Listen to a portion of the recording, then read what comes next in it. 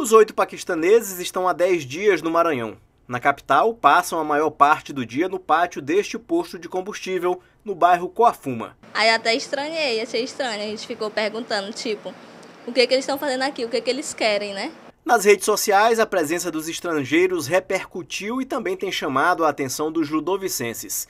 Nossa equipe tentou conversar com eles, que não gravam entrevistas e nem permitem a produção de imagens de TV de perto. Eles entendem e falam pouco português. A conversa que tivemos foi em inglês. Os paquistaneses disseram que não estão em missão religiosa. A viagem turística começou pelo norte do país. Durante a conversa, eles elogiaram as belezas naturais e a receptividade dos brasileiros. O grupo de 8 paquistaneses está há 2 meses do Brasil e já passou pelos estados de Roraima, pelo Pará e agora estão no Maranhão, onde já passaram pela Baixada Maranhense, na cidade de Pinheiro, e agora estão em São Luís. Da capital maranhense, eles seguem para Teresina e logo depois para Fortaleza, capital do Ceará. Os 8 homens viajam nesse veículo e por onde passam chamam a atenção e despertam a curiosidade de todos. O grupo tem percorrido a cidade e fez uma parada nesta oficina mecânica na Curva do 90, no bairro do Vinhais, para fazer manutenção do carro, já que a viagem vai continuar. Não deixa de nos chamar a atenção, porque a gente não tem esse conhecimento, né, de ver essas pessoas barbudas, mas a gente que tem um certo conhecimento bíblico, a gente não se assusta, porque a gente sabe que em outros países árabes, a vida deles é assim, né, barbudo, às vezes andando de país em países, mas é assim mesmo, o nosso Brasil tem que se acostumar com esse povo que vem de fora, né? Muitas informações em relação aos paquistaneses estão circulando de forma intolerante e negativa, principalmente nas redes sociais, e são motivo de preocupação para estudiosos.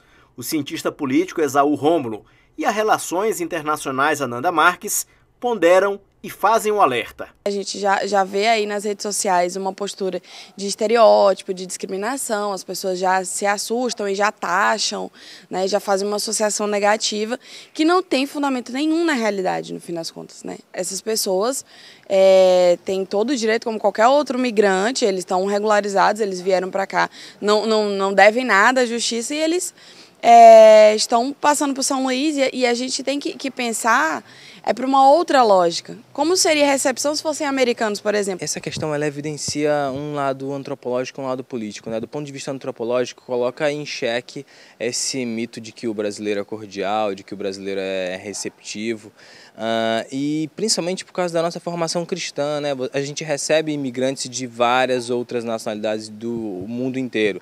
Só que a partir do momento em que a matriz religiosa ela é diferente da do cristianismo, as pessoas já ficam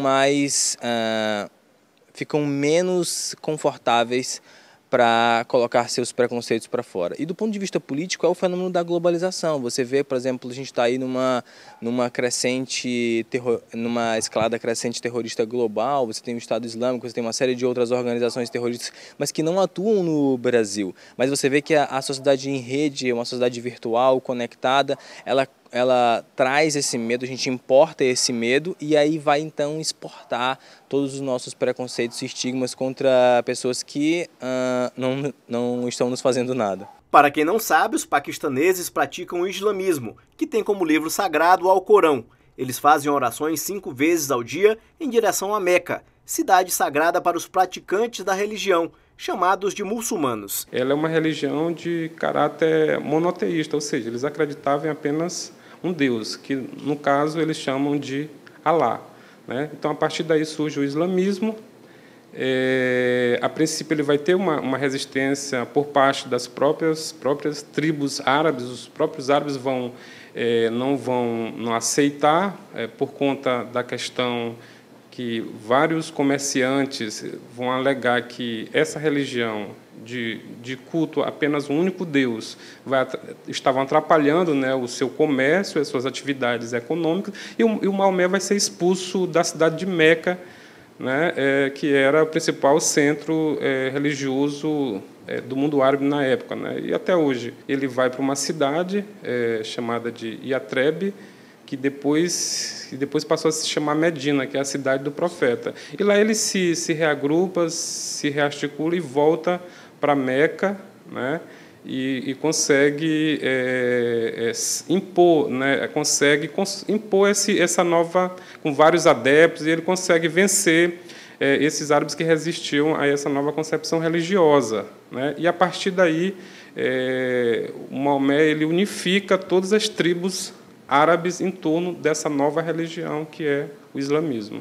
O grupo paquistanês presente no estado esteve recentemente na sede da Polícia Federal em São Luís para a renovação do visto. O delegado-geral da Polícia Civil no Maranhão disse que, de acordo com as autoridades de segurança, eles estão legalmente no país e que, no momento, não há razão para suspeitas infundadas. Primeiro, somos um país laico, em que todas as religiões são respeitadas, o exercício é uma garantia constitucional e essas pessoas, né, apesar de ter hábitos que têm chamado a atenção da população, estão aqui no nosso estado, na nossa cidade, em situação legal. Então, nós continuaremos, né, sempre verificando qualquer situação que chame a atenção, inclusive com relação a esses estrangeiros, né, e o intuito, né, sempre será esse que eu falei no início, que é da manutenção da garantia, para que a gente passe para a população a real situação, para que a gente possa transferir para a população qual cuidado ou não cuidado deva ter, né? Então, eu posso garantir aqui que com relação a esses, né, estrangeiros, a esses paquistaneses, né, está tudo legal, está tudo ok, né? Então, não há motivo para nenhum distúrbio, não há motivo para nenhuma promoção de insegurança, tá?